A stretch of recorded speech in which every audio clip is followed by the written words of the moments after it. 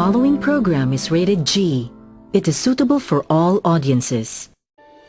Good day, ladies and gentlemen, and to our teacher, Sir Sylvester Gusto. I am Rowella Keith P. Montalban. And we, the Group 9, are going to talk about the roles of the Internet and the World Wide Web in education. Let's start. The way teachers and students communicate has changed as a result of the Internet. Teachers can now send out announcements and reminders using their smartphones. Students benefit from the Internet since they can share information and discuss a certain topic or subject. Almost every student and their parents ask questions or simply want to communicate. This means that Internet has helped a lot, especially in education, because it makes communication easier.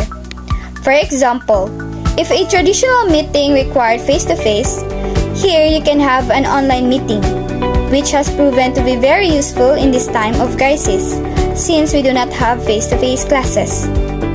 So let's now turn our focus to the media that we utilize frequently. So first is email. Email is the oldest and most common communication tool that is easy to use and very reliable. Through email, messages are typed, sent, stored, and retrieved. Messages can be sent to multiple addresses and can be forwarded to other recipients. So email is one of the most commonly used apps, whether on a phone or a laptop, and most of us are familiar with it. Apart from being easy to use, it makes easier to communicate with others. So, sa napapansin nyo, kahit bago pa lang yung smartphones na binili nyo or laptop, meron talagang ganitong app. Tweets. Tweets are text-based posts that can be up to 140 characters are posted within a person's profile page. Twitter uses hashtag, which means a topic with a symbol, such as hashtag #EdTech.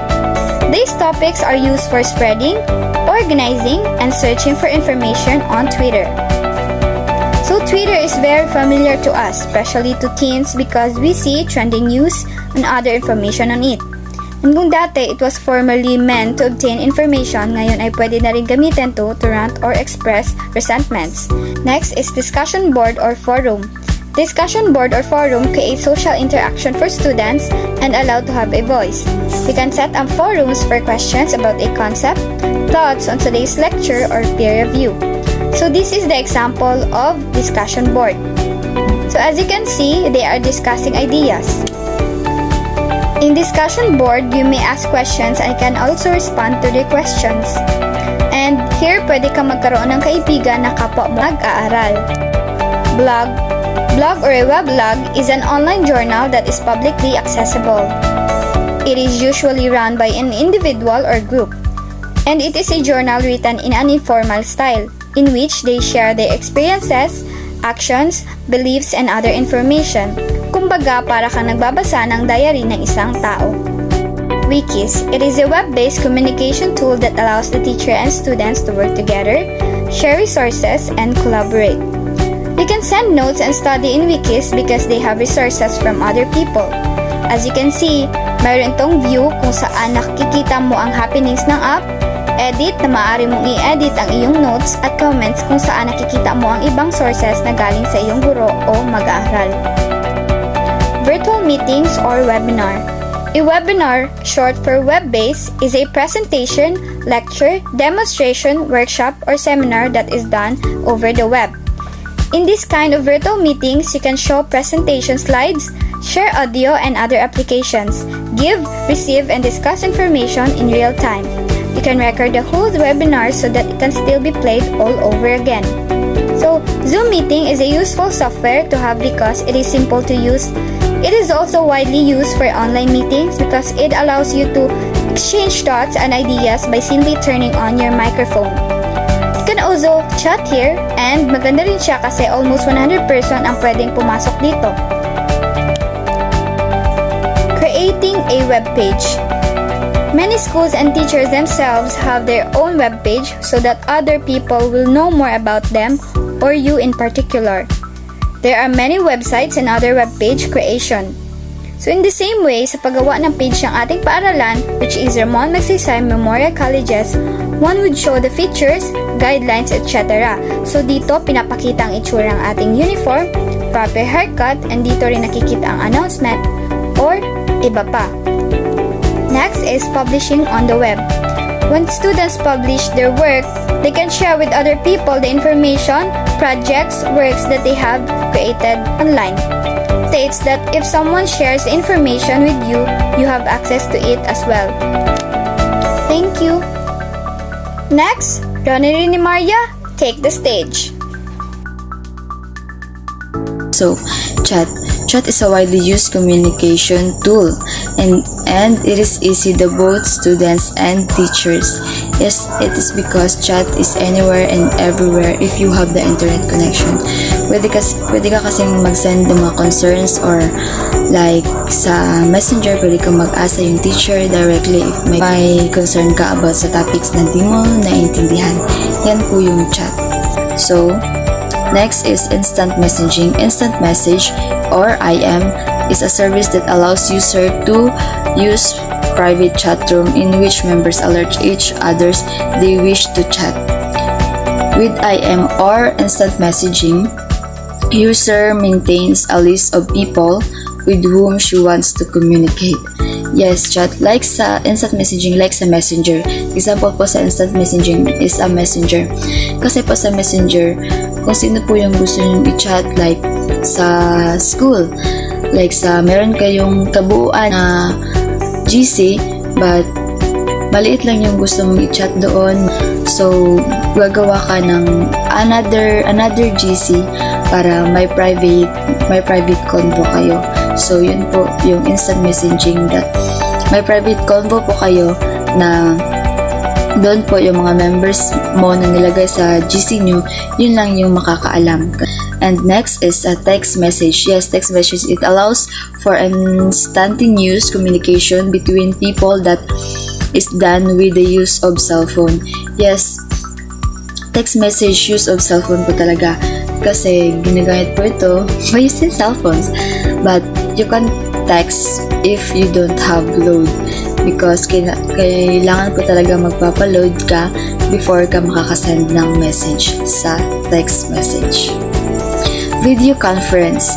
This means conducting a conference between two or more participants at different sites by using computer network to transmit audio and video data.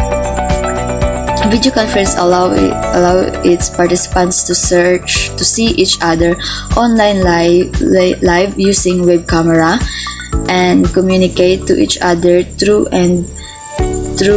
chat message.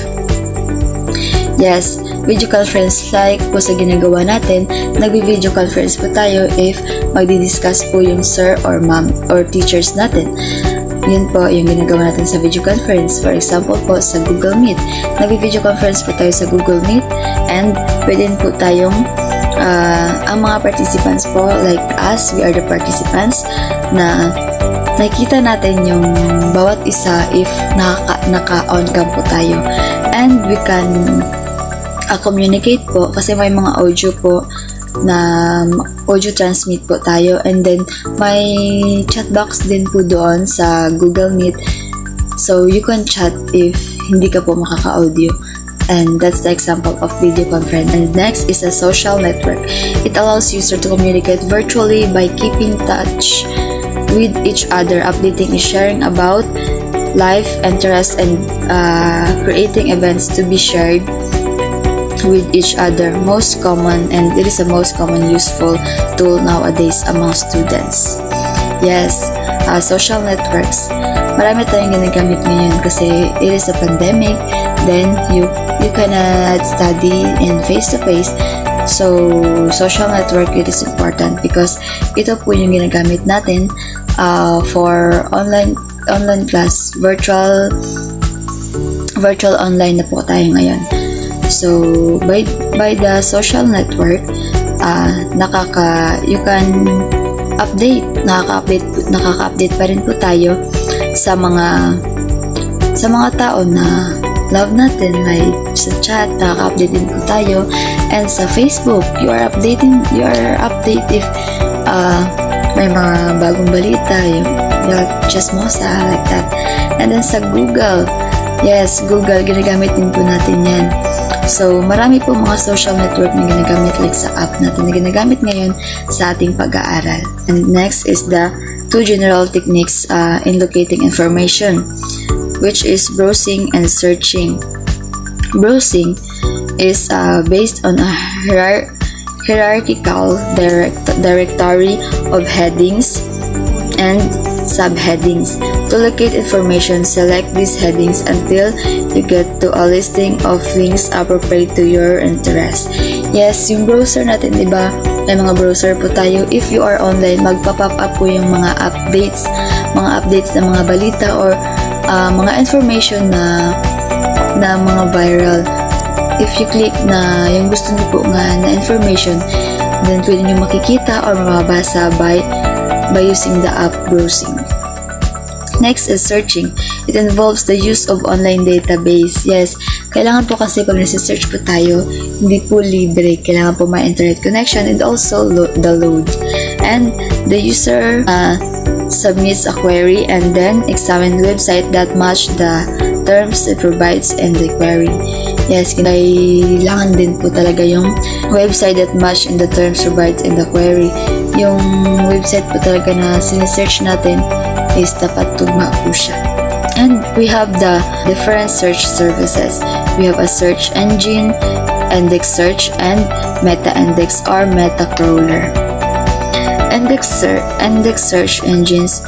An index search relies on a computer-generated index of the contents of the website. When someone performs a query, the search engine does not in real time work its way through the web trying to find pages that are relevant. It has an index that is refers to in order to display a list or URL that are related to the search query terms used. Ang search engines po is, for example, nagsa-search po kayo doon sa search box, na kailangan po talaga is directly po talaga siya. Search engine are the program that looks documents in the World Wide Web using a specified keyword and returns a list of documents where the keyword were found. Ito po yung kung may mga documents na hinahanap natin, dito po lalabas, pero you really need to specify or the keyword ay tugma talaga sa hinahanap mo na documents. And next is the index search engine relies on a computer-generated index of the website. A computer program explores the web and generates database user can search. So dito din natin nakikita ang mga sinesearch din natin, pero marami ang lumalabas, kaya ang computer program nag-explore po siya ng mga webpage na pwede nating ma-search. And lastly is a meta-index or meta-crawler. Access and returns this result from several search engine. Yes, dito din natin nakikita ang mga sinesearch natin dati like sa history ng mga app natin, like sa Chrome, sa browser. May mga meta-index na tinatawag talaga natin ay yung sa history na sinesearch natin na pwede pa rin nating ma-access. Pwede natin pa rin ma-search if we search na pwede natin ma-access mabalik. Yun lang po. So what is tools for construction? It refers to the internet as a vehicle for presenting products created by a student, at the same time a way to create lessons and activities for the students. What is WebQuest? WebQuest are web-based activities designed to help teachers integrate the internet into the curriculum. Basic parts of WebQuest. First, the introduction. The introduction provides the backgrounds of the WebQuest. It catches the reader's attention to continue on with the WebQuest. Second, task. The task indicates what the students are required to do. Third, process. The process gives details of instructions on what the students are going to do. It includes the links to different resources in the web. 4. Evaluation. The evaluation presents the rubrics on how the students will be graded. And then 5. Conclusion. The conclusion summarizes the entire lesson. It gives room for reflections and for thoughts about the topic. So work courses are just like face-to-face class activities during the past years. The main difference between the web quest and the activity that we have in Quadra while we are in the face-to-face classes is that web quest is a lot of fun. The reason for that, it can be applied to different websites. For example, our activities is a type of activity which the student can play. Example is the quiz bee. In WebQuest, you can access different sites where you can create your own game and put the different questions for that to repeat until the student familiarizes all the questions and idea regarding about the activity that you have given to them. A typical website for a class includes the following components: course description, class rules and regulations, announcements or events, link related to the subject matter, materials, contact information, biography or the teacher's link, and the information for parents. So course description, this includes the learning objectives, learning goals including the class schedule and class calendar. Class rules and regulations, this includes all the things that the teacher requires for the class, including the guidelines on how the class will go about. Announcements or events, this is where you can communicate anything. The links related to the subject matter, it includes the activities, games, tutorial, and related readings. Materials, this could be any materials that is related to the subject matter. Contact information, this can include ways on how the students or parents can contact the teachers. The biography or the teacher's link, this link will give all the information about the teacher. It includes here the academic and the professional background, interest, accomplishment, etc. And the information for parents. This part gives the needed information for the parents. Typical website for our class includes the following components. Best example of this is our platform today in Ramon Magsaysay, which is the LMS. So as we can see, in our LMS, we can see our course description. When you click the My Course, class rules and regulation is also written or uploaded by the teacher in the course description. Announcement of event, even there is a calendar in the right side, links related for the subject matter are using our lesson. The teachers can upload the link so that the students could click the link and enter the classroom. Materials are being held by the teacher, especially when there is an activity. And lastly, contact information regarding about the technical problems of the website. We can contact the school administrator or the creator of the website to give feedback about the website itself. Online activities or games. Online activities is a way of delivering fun and interesting activities to the students. The benefits of online activities or games is that it grabs students' attention. It is a good way to focus their attention and the students learn different skills. Through online activities and games, students develop critical thinking skills, creativity, teamwork, and good sportsmanship. It develops new concepts.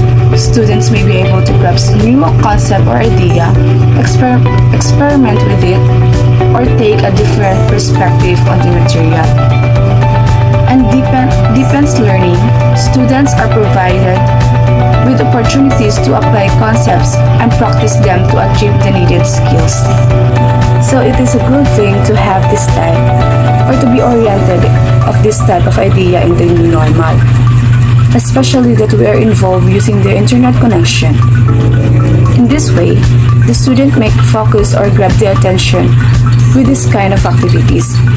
And also, it is very fun for them because they gain new experiences during or having this type of activities.